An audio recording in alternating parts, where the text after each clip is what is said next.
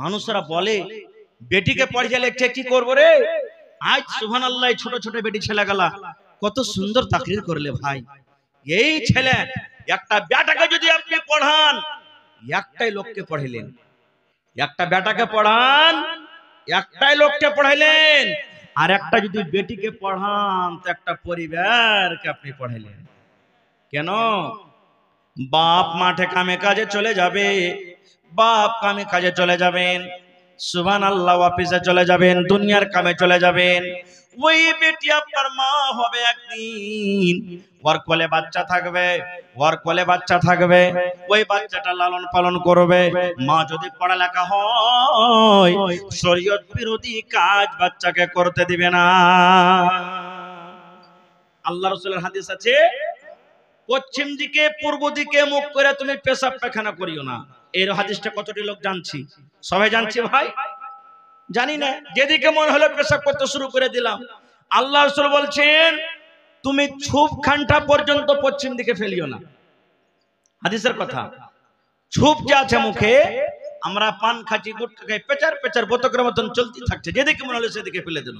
জি না, যেমন পেশাব পায়খানা আপনি পশ্চিম দিকে করতে পাবেন না, এই মতো আপনাকে আদব, এটা হলো একটা আদব, কিবলার সম্মান দেখাতে গিয়ে আপনাকে ছুবও কিন্তু ফেলতে হবে না পশ্চিম দিকে মুখ করে। না হলে পড়ালেখা যদি মা খালা না হয় কেমন হবে জানেন?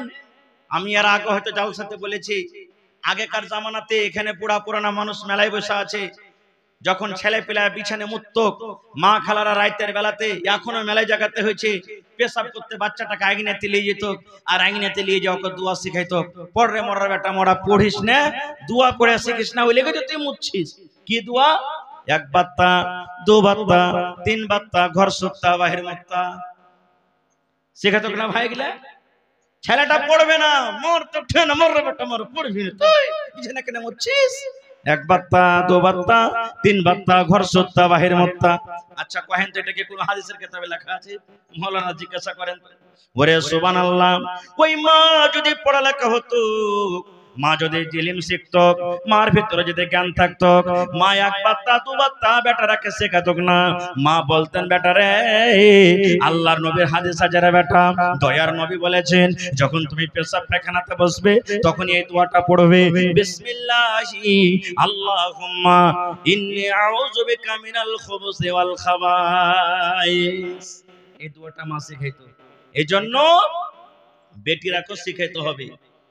এক কবি বলছেন, औरत घोइटा कुढ़ाएगी फिर भी पढ़ने जाएगी, औरत लड़की घोइटा कुढ़ाएगी फिर भी पढ़ने जाएगी। बेटी ছেলে ঘুঁটা কুড়াইবে, বেটি ছেলে ঝাড় দিবে, বেটি ছেলে গোবর তুলবে, বেটি ছেলে দুনিয়ার কাম করবে কিন্তু পড়িতে যাবে। মেলায় মানুষকে পড়িয়ে লেখে কি করবে? অত বেটি রাখবে, এই তো লোকের বাড়িতে যায় কি করবে? রুটি বানাবে, ভাত রান্না করবে, এই করবে ওই করবে, বেটি ছেলেকে ফের কত পড়ায়? সুবহানাল্লাহ। এ ভাই মুসলমান না, হযরত ওমর রাদিয়াল্লাহু তাআলা আনহু যখন খলিফা হলেন, রাজা হলেন, হযরত ওমর ফারুকের কাম কি জানেন? এখনকার তো রাজা নেতা যারা হবে, যখন জিতে নিলে বাস আর লয়, কারোর মুখ দেখাবে না নাকি? ওমর ফারুক এমন রাজা, রাতের বেলাতে হাঁটছেন, কোন বাড়িতে কে পেরেশানিতে আছে, কে খাইতে পেয়েছে কে পায়নি, কার বাড়িতে কোন বিপদ আছে, একদিন হাঁটছেন, আর একটা মায়ের লোক আফসোস করে বাড়িতে কইছে, আজ যদি আমার পুরুষটা বাড়তে থাকতো তাহলে আমি খাটকে কিন্তু কাঁপিয়ে দিত না। তার খাহিশ এত উঠেছে, সুবহানাল্লাহ, মনের যেটা একটা নরনরীর সব সকলের যে একটা মনের আকাঙ্ক্ষা আছে মনে উঠেছে, বলছে যদি আজ আমার স্বামীটা বাড়িতে থাকতো আমি খাটকে হিলিয়ে দিতাম। ওমর ফারুক কিন্তু কানে শুনে নিলেন, শুনে লওয়ার পর ফতোয়া জিজ্ঞাসা করতে গেলেন কাকে? নিজের বেটিকে। আর বেটিকে জানেন? নবীজির স্ত্রী, নবীজির স্ত্রী হলেন হযরত ওমর রাদিয়াল্লাহু তাআলা আনহুর বেটি। চলে গেলেন, এবার বেটিকে বলছেন, বেটি রে একটা ফতোয়া জিজ্ঞাসা করতে এসেছে রে আম্মা। কি ফতোয়া? বলছে বেটি রে, একটা মহিলা, একটা নারী নিজের স্বামী ছাড়া কতদিন থাকতে পারে? একটা মহিলা, একটা নারী নিজের স্বামী ছাড়া একা একা কতদিন থাকতে পারে রে বেটি? হয়তো আর স্বামীটা খাটতে চলে গেছে, বিদেশে চলে গেছে, যুদ্ধতে চলে গেছে, এবার ওই স্বামীটা ছাড়া একটা মহিলা কতদিন থাকতে পারে?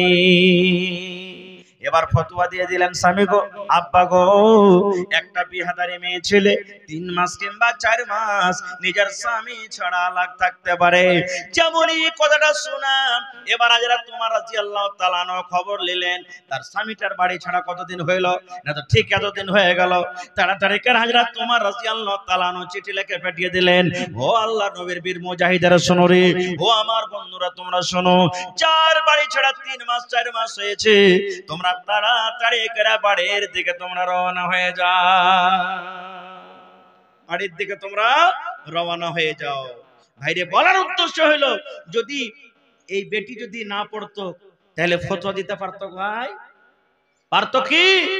জীবনে পারতো না। খো আল্লাহর নবী একদিন বসে আছেন, নবীজির স্ত্রী নবীর পাঞ্জরে বসে আছেন, একজন মহিলা এসে নবীকে প্রশ্ন করছেন, ইয়া রাসূলুল্লাহ, মায়ের লোকের যদি স্বপ্ন দোষ হয় তাহলে কি তাকে গোসল করতে হবে? কি বলছেন? মায়ের লোকের যদি স্বপ্ন দোষ হয় তাকে কি গোসল করতে হবে? রাসূল বললেন, জি হ্যাঁ, যদি মহিলাদের যদি স্বপ্ন দোষের পর দেখে যদি কোনো ভিজে বা কাপড় ভিজে থাকে তাহলে কিন্তু গোসল করতে হবে। লম্বা হাদিস। ভাইরে মাওলানা চলে এসেছেন, শেষ কথা, মাদ্রাসা চালান ভাই। এই মাদ্রাসা মসজিদ একটা এমন জিনিস ইয়াকার কোনো মানুষের ক্ষমতা নেই যে চালাইতে পারবে। আমার ভাই হোসেন সাহেব ধন্যবাদ জানাই, এত বড় মাদ্রাসা খোলার ইরাদা করেছে। বাইরে একটা খুব বড় হাতিয়ার, বড় সম্পদ, বড় দৌলত। মাদ্রাসা একটা খুব জরুরি আছে আপনার গ্রামে, এই জন্য মাদ্রাসা একটা দরকার আছে। মাদ্রাসা চালাইতে গেলে বিনা টাকাতে চলবে না, যেমন জার্নিটার বিনা তেলে চলে না, মাদ্রাসা চালাইতে গেলে বিনা টাকাতে মাদ্রাসা চলবে না। মাদ্রাসার ঘর বানাইতে হবে, মাদ্রাসাতে মাটি ভরতে হবে, মাদ্রাসাতে কুরসি লাগবে, মৌলভিকে বেতন লাগবে, বেঞ্চ লাগবে, টেবিল লাগবে, বিভিন্ন রকমের খরচ আছে ভাই। দেখি এই জন্য আজকে এই মাদ্রাসার জন্য কোন ভাই এমন আছেন 1 কাঠা জমি দান করতে পারবেন? সময় দেখে বেঁচে গো তোমার সবই রইবে পড়ে, যাওয়ার সময় দেখে বেঁচে গো। আজ না হয় কাল তুমি যাইবা কবরে, যাওয়ার সময় দেখে বেঁচে গো তোমার সবই রইবে পড়ে, যাওয়ার সময় দেখে বেঁচে গো। দাদা গেল, নানা গেল, কেউ এলো না ফিরে, দাদা গেল, নানা গেল, কেউ এলো না ফিরে, কবরে যাইতে হবে গো ভাই জানি অন্ধকার কবরে, কবরে যাইতে হবে গো। ঘর করলা বাড়ি করলা, ঘর করলা বাড়ি করলা, ঘর করলা বাড়ি করলা, করলা সব কিছু সবই ফেলে যেতে হবে গো ভাই বানি অন্ধকার কবরে, সবই ফেলে যাইতে হবে গো।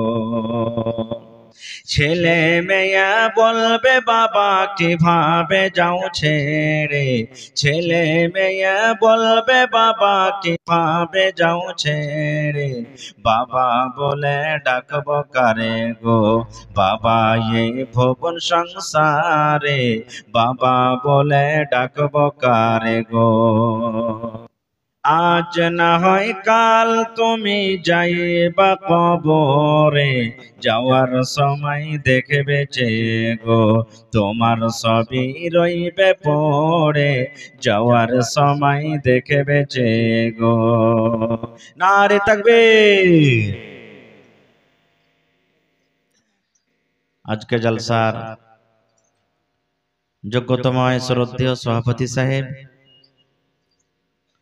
উপস্থিত ওলামায়ে কেরাম, সামনে বসে থাকা ইসলাম দরদি, দিন দরদি ভাই ও বাবাজিরা, পর্দানসীন মায়েরা এবং খালারা, সমস্ত তারিফ ও গুণগান সেই মহান আল্লাহ তাবারাক ওয়া তাআলার জন্য যে মহান আল্লাহ তাবারাক ওয়া তাআলা আজকে আমাদেরকে এই খাইরি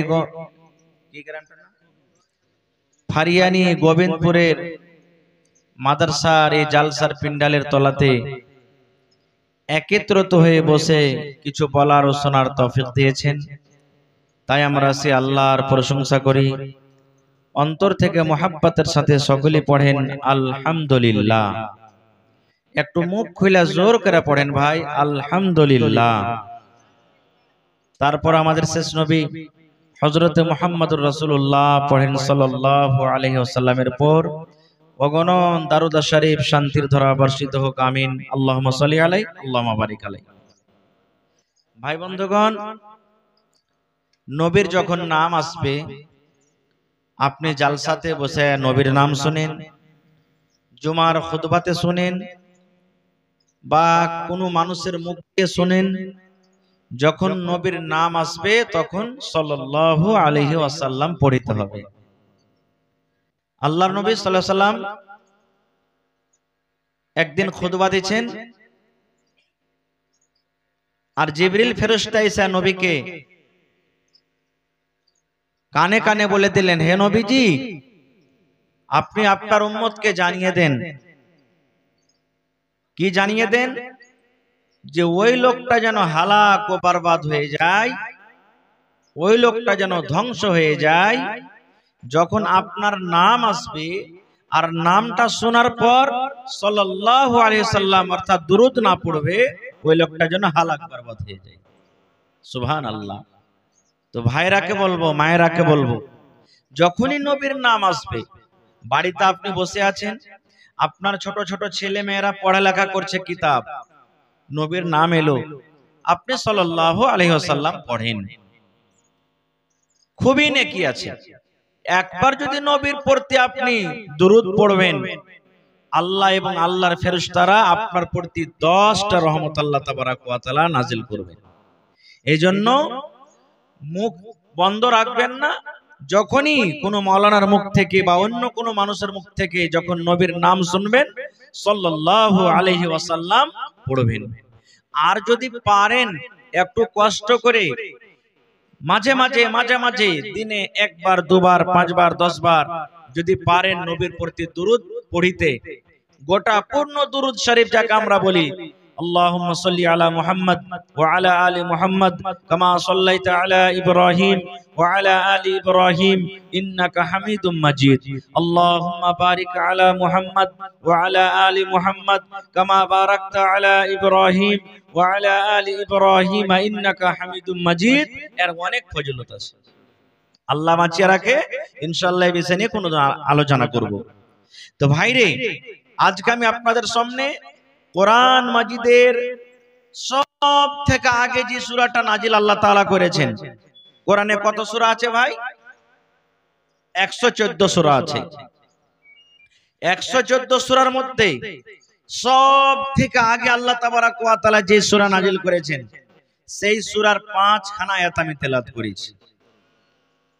আল্লাহ তাবারাক ওয়া তাআলা এই সূরাতে কি বলতে চাইছেন, কেন আল্লাহ তাবারাক ওয়া তাআলা এই সূরাটাকে আগে নাজিল করলেন, এই আয়াতগুলির তরজমা কি, আল্লাহ তাবারাক ওয়া তাআলা আমাকে যতটুকু তৌফিক দিয়েছেন ইনশাআল্লাহ আমি আপনাদের সামনে রাখবো। তবে আল্লাহর কাছে দোয়া করি রব্বুল আলামিন আমি যা কিছু বলবো যেন সহিহ হাদিস এবং কোরআন থেকে বলতে পারি, এবং আমরা শোনার পর সকলে যেন আমল করতে পারি, তার জন্য আল্লাহ আমাদেরকে তৌফিক দেন। পড়ুন আল্লাহুম্মা আমিন। ভাই মুসলমান, ধন্যবাদ জানাই আপনাদেরকে। এই গ্রামের লোকেরাকে এত শর্ট টাইমে, এত মুখতাসার টাইমে এত বড় জালসার আপনারা আয়োজন করে দিয়েছেন। আলহামদুলিল্লাহ, আল্লাহ যেন আপনাদের মেহনতকে যেন কবুল করেন। পড়ুন আল্লাহুম্মা আমিন। ভাই, জালসার পেন্ডালকে ছোট মনে করিয়েন না। আজ আপনারা ওরকমই বক্তা এনেছেন যে বক্তার ডেট নিতে গেলে 5 মাস 6 মাস আগে থেকে লাইনে লেগে থাকতে হয়, তারপরে ডেট পাওয়া যায়। কিন্তু আপনাদের নসিব ভালো যে খুবই তাড়াতাড়ি আপনারা ডেট পেয়ে নিয়েছেন বক্তারকে। যা হোক ভাই মুসলমান, আল্লাহ তাবারাক ওয়া তাআলা প্রথমে মুসলমানকে এই কথা বলেননি যে তুমি নামাজ পড়ো। নামাজ আল্লাহ তাআলা প্রথমে ফরজ করেননি। আল্লাহ তাবারাক ওয়া তাআলা রোজাকে ফরজ করেননি, আল্লাহ তাবারাক ওয়া তাআলা হজকে ফরজ করেননি, আল্লাহ তাবারাক ওয়া তাআলা যাকাতকে ফরজ করেননি, আল্লাহ তাবারাক ওয়া তাআলা মদকে হারাম করেননি, আল্লাহ তাবারাক ওয়া তাআলা জিনা ব্যভিচারকে হারাম করেননি, আল্লাহ তাবারাক ওয়া তাআলা মিথ্যা চুগলখড়িকে হারাম করেননি। সুবহানাল্লাহ। সব থেকে আল্লাহ তাবারাক ওয়া তাআলা যে মানুষকে পেগাম দিয়েছেন, মেসেজ দিয়েছেন, সেটা হলো কি ইলম, শিক্ষা, ইলমের মেসেজ দিয়েছেন। আর ইলমটা কত বড় দৌলত জানেন? সুবহানাল্লাহ। এক শায়ের নিজে বলছেন, इल्म वो दौलत है जो कभी लुटती नहीं, इल्म वो दौलत है जो कभी लुटती नहीं, हजार खर्च करने से कभी घटती नहीं। आज आपने 5000 টাকা কাপড়টি বাজার নিয়ে চলে গেলেন, শাড়ি কিনলেন, তরকারি কিনলেন, এই কিনলেন, ওই কিনলেন, টাকাটা আপনার 5000 টাকায় ঘুরে আসবে না কমবে ভাই? একটু কথা বলেন, কমবে। কিন্তু আমার এই ভাই মাওলানা আব্দুল মাতিন সাহেব আপনাকে গ্রামে পড়াইছে নাকি? কয় বছর থেকে পড়াইছেন মাওলানা? এবারই পড়াইছেন। এতটি বাচ্চা, যেই মেয়েরা, যে আমার ছোট ছোট বেটিরা বোনেরা তাকরির করে গেল, মনে হয় মাদ্রাসারই তারা ছাত্রী নাকি? আল্লাহুস সামাদ। মনে হয় একটা বানাতে পড়ালেখা করছে, এরকম তারা তাকরির করে গেল। মনে হয় একটা বড় বড় বানাতে তারা পড়ালেখা করছে, এরকম তারা ওয়াজ নসিহত করে গেল। ভাইরে, তাহলে আমার বলার উদ্দেশ্য হলো এই যে সব দৌলত শেষ হয়ে যাবে, ফানা হয়ে যাবে। রাস্তা দিয়ে 1 লাখ টাকা আপনার পকেটে আছে, ডাকাত বদমাশ গুন্ডা আপনাকে বন্দুক দেখিয়ে টাকা নিতে পারবে, কিন্তু আপনার ভিতরে যে জ্ঞান, যে ইলম খানটা আছে, নিতে পারবে কি? কাটতে পারবে? 5টা ভাই আছে, বাপের 20 বিঘা জমিন আছে, সব বরাবর করে ভাগ করতে পারবে, কিন্তু একটা ভাই পড়ে লেখে আলিম হয়েছে কিংবা মাস্টার হয়েছে, ওর ভিতরকার ইলম খানটা ভাগ করতে পারবে? পারবে না। খুব একটা মাওলানা সারা জীবন, আই ধরেন যে আমি 10 বছর 15 বছর থেকে ওয়াজ করছি, ইলম দৌলত যদি ঘটতো তাহলে আজ অবস্থা এমন হইতো যে স্টেজে এসে কি বলবো খুঁজে পেতাম না, হইতো কি? কিন্তু না, তাই কই বলছেন ইলমে ও দৌলত হ্যায় जो कभी लुटती नहीं, हजार खर्च करने से कभी ঘাটতি নেই। যত পড়াইবেন, যত বলবেন, আরো বাড়বে, কোনোদিন জীবনে ঘটবে না। খুব ভাই মুসলমান, আল্লাহ তাবারাক ওয়া তাআলা নবীকে সর্বপ্রথম যে জিনিসটা দান করেছেন সেটা হলো কি? ইলম। ইলম কেমন করে দান করলেন? লম্বা ঘটনা, ছোট করে আমি বলি। নবী তখন নবী হননি। নবীজির প্রথম স্ত্রীর নাম হলো মা খাদিজা রাদিয়াল্লাহু তাআলা আনহা। এটা হলো প্রথম স্ত্রী, আর এটা আইভি নয়, ইয়ার আগে আরো স্বামী যে মারা গেছেন কিংবা তালাক দিয়ে দিয়েছেন। মা খাদিজা রাদিয়াল্লাহু তাআলা আনহা একটা সাইয়্যিবা মেয়ে ছেলে, আগে স্বামী ছিল, পরে নবীর জাওজিয়াতে এসেছেন। সুবহানাল্লাহ। নবীজি বাড়ি ঘরকে ছেড়ে কোথায় চলে গেলেন? গারে হেরাতে। যেমন আপনার গ্রামের ছেলেরা মেয়েরা কেউ বানাতে, কেউ মাদ্রাসাতে পড়ালেখা করতে যায় কি যায় না ভাই? আছে না নাই? এবার মা বাপ কি করবে? চেটি চিড়া দিবে, যা বেটা 1 মাস আসবি না, 15 দিন আসবি না, যা সকাল সকালে চিড়া গালা খাবি, বিস্কুট দিবে, টাকা দিবে, এরকম দেন কি দেন না? সুবহানাল্লাহ। নবীজি চলে যেতেন 2 দিন 3 দিন 5 দিন 10 দিন ওই গারে হেরাতে। সুবহানাল্লাহ। একটা পাহাড় আছে, হেরা একটা পাহাড়, অতি একটা গর্ত আছে, খাল আছে, ওই গারে হেরা পাহাড়ে চলে যেতেন, ওখানে আল্লাহর ধ্যান করতেন। সুবহানাল্লাহ। কেমন ধ্যান? আল্লাহ, মক্কার লোকেরা কেমন, এরা কেন তোমার পূজা করে না? আল্লাহ, এরা পাথরের পূজা কেন করছে? আল্লাহ, এরা গাছের পূজা কেন করছে? আল্লাহ, এরা মদ কেন পান করছে? আল্লাহ, এরা লড়াই ঝগড়া কেন করছে? হে রব্বুল আলামিন, এরা নিজের মেয়েকে কেন জমিনে দফন করে দিচ্ছে? এই বিভিন্ন রকমের ভাবা চিন্তা করতেন। সুবহানাল্লাহ।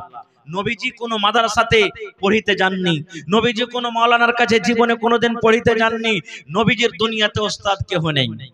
সুবহানাল্লাহ।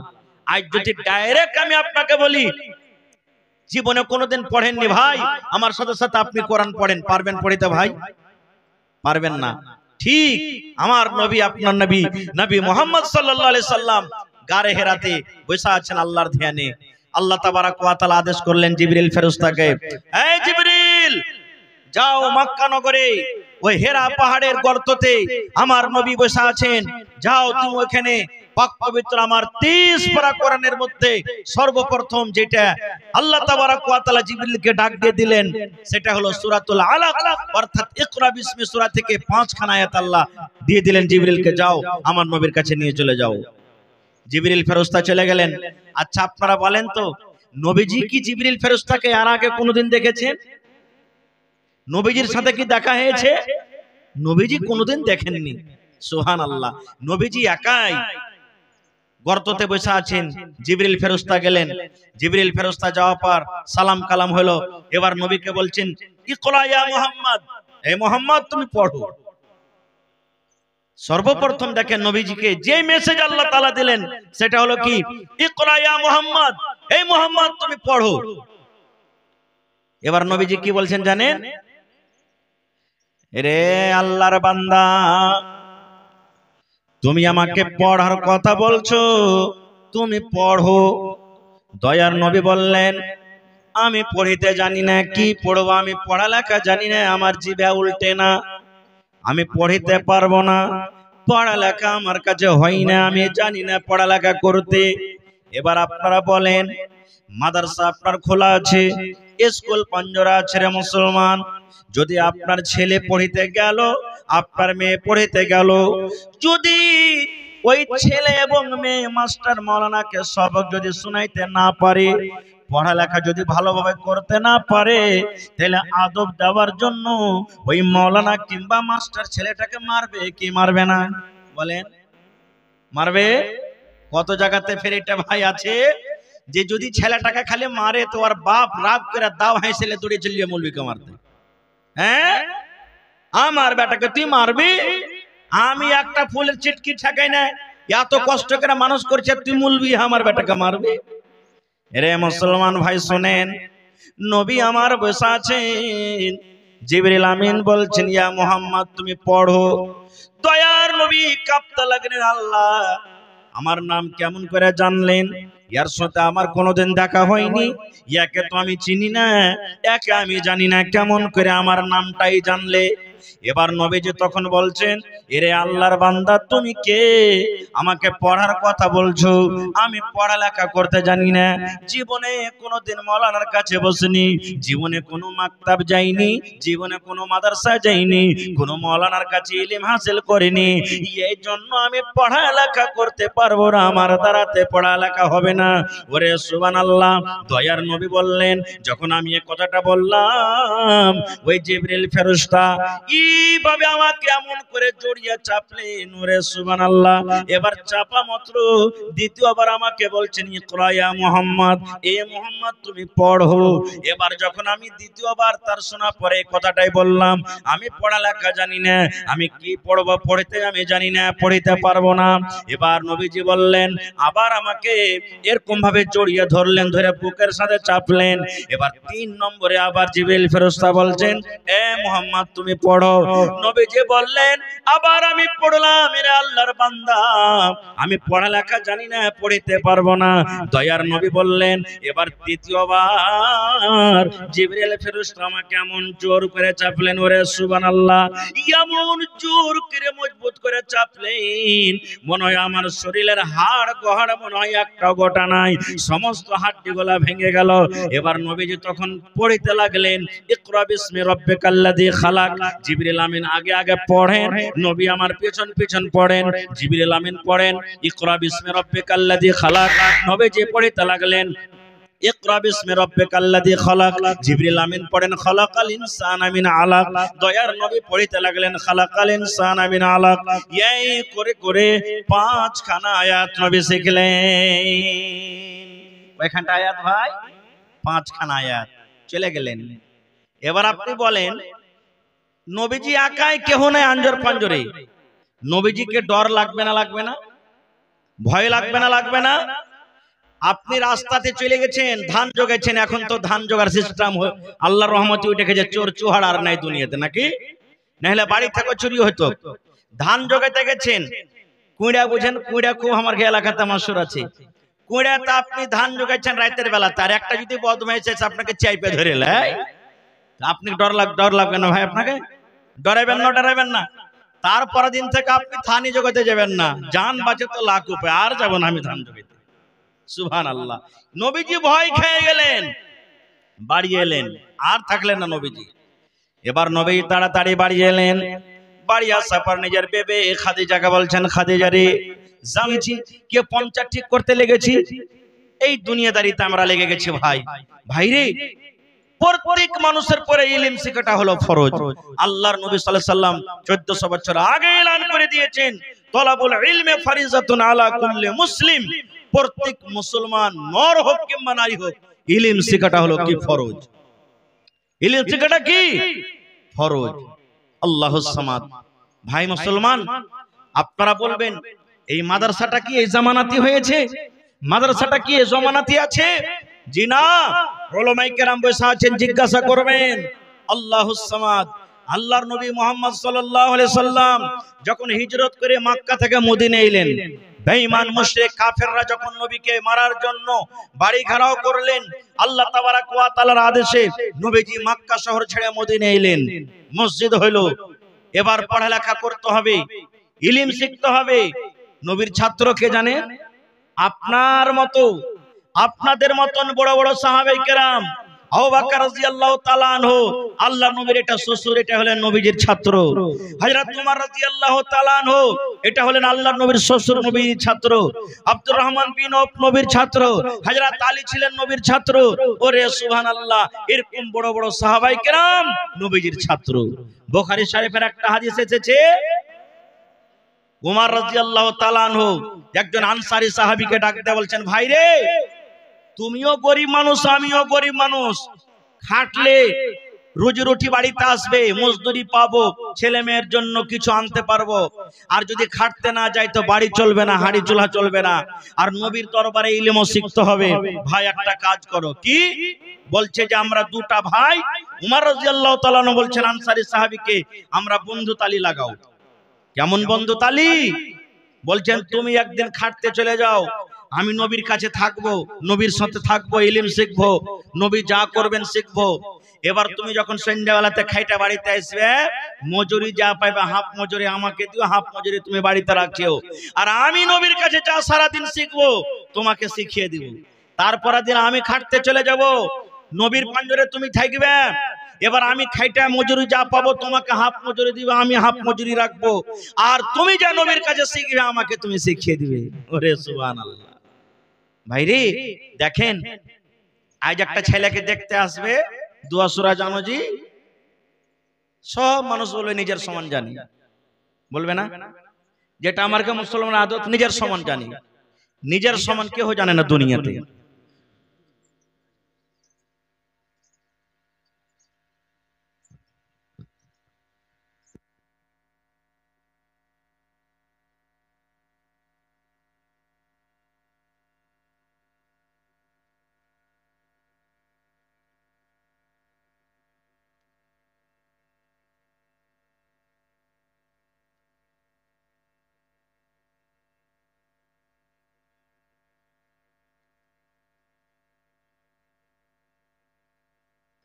মুয়াজ্জিন যখন আজান দিবে, আজানের জবাব আপনাকে দিতে হবে। আর শেষের বেলাতে আজানের পরে দোয়া পড়িতে হবে। আমি যদি জিজ্ঞাসা করি, ভাই আজানের পরের দোয়াটা কি বলেন তো, সবাই কি বলতে পারবো? যে ভাই পারবো না। আজানের পরের দোয়া কি? আল্লাহুম্মা সাল্লি আলা মুহাম্মাদিন ওয়া আলা আলি মুহাম্মাদ কামা সাল্লাইতা আলা ইব্রাহিম ওয়া আলা আলি ইব্রাহিম ইন্নাকা হামিদুম মাজিদ। আল্লাহুম্মা বারিক আলা মুহাম্মাদ ওয়া আলা আলি মুহাম্মাদ কামা বারাকতা আলা ইব্রাহিম ওয়া আলা আলি ইব্রাহিম ইন্নাকা হামিদুম মাজিদ। اللهم رب هذه الدعوة التامة والصلاة القائمة آت محمدا الوسيلة والفضيلة وابعثه مقاما محمودا الذي وعدته। এটা হলো কি আজানের পরের দোয়া। এগুলা আমরা শিখবো না ভাই। আজ আজানের মার্তাবা ফজিলত, আমরা দিনে আজান হয়েছে কানে লিড ভরা আছে, আজান হয়েছে পকেটে মোবাইল বাজছে, আজান হয়েছে ঝগড়া করছি, আজান হয়েছে গল্প করছি, আজান হয়েছে দুনিয়ার সব যত আজব আজব কথা বলছি, বলি না আমরা ভাই? ওরে সুবহানাল্লাহ। আল্লাহর নবী বলেছেন, হে আমার উম্মত তোমরা শুনে নাও, যখন মুয়াজ্জিন সাহেব আজান দেয় ওর নিয়াতটা ওর অন্তরটা হইলো এটাই, রব্বুল আলামিন আমি আজান দিয়েছি, আমার আজান শুনে মানুষেরা যেন 5 ওয়াক্ত নামাজ পড়ে, আল্লাহ তুমি নেকি দিও। দয়ার নবী বলেছেন, ওরে সুবহানাল্লাহ, যেদিন কিয়ামত কায়েম হবে, হাসরের ময়দান হবে, ওই কিয়ামতের দিন আল্লাহ রাব্বুল আলামিন ওই মুয়াজ্জিন সাহেবের গর্দানখানি আল্লাহ এত উঁচা করবেন, এত উঁচা করে দিবেন, এত লম্বা হবে, কিয়ামতের দিন সমস্ত মানুষ তার দিকে দেখবে আর জিজ্ঞাসা করবে, এটা হলো কে রে, ইয়ার ফজিলত কেন এরকম, ইয়ার গর্দানটাকে তো এত লম্বা, ইয়ার গর্দানটাকে তো এত লম্বা করা হয়েছে। ওরে সুবহানাল্লাহ, সেই দিন মানুষরা জানতে পারবে এই দুনিয়াতে মুয়াজ্জিন ছিল, এটা হলো মুয়াজ্জিন 5 ওয়াক্তের আজান দিয়েছিল। ওরে সুবহানাল্লাহ, এর ফজিলতের কারণে আল্লাহ রাব্বুল আমিন তার গর্দানখানাকে লম্বা করে দিয়েছেন।